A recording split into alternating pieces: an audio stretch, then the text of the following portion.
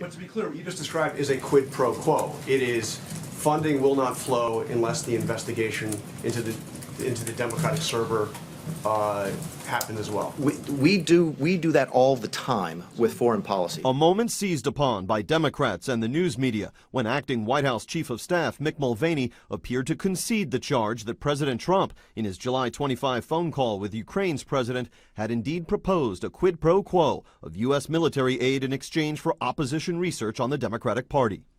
Yes, ma'am. Mulvaney's explanation that all administrations withhold foreign aid to secure policy concessions omitted that the concession President Trump sought involved his political opponents, including former Vice President Joe Biden. Mr. Mulvaney, is it appropriate for any president or this president to pressure a foreign country to investigate a political opponent? We haven't done that. Mulvaney later issued a statement denying that he had acknowledged a quid pro quo in his press briefing at the White House. I think what Mick he clarified in his statement was very clear.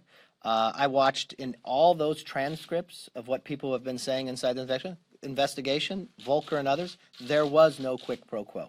Well, good afternoon. Last year, former Vice President Biden boasted that he personally arranged for the Ukrainian prosecutor who had reportedly investigated the business dealings of his son, Hunter Biden, to be fired, in part by withholding a $1 billion U.S. loan guarantee to Ukraine. But Mr. Biden said it was because the prosecutor was lax in combating corruption. I said, I'm leaving in 6 hours.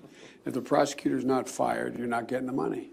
Well, son of a got fired. For now, House Republicans are unable to subpoena their own witnesses, unsure what evidence may emerge next, and acutely aware that the president's private emissary to Ukraine, Rudy Giuliani, is reportedly under federal investigation. So the GOP message remains fixed on two core points: alleged abuses of due process by the Democrats and the swift approach of Election Day. On Capitol Hill, James Rosen.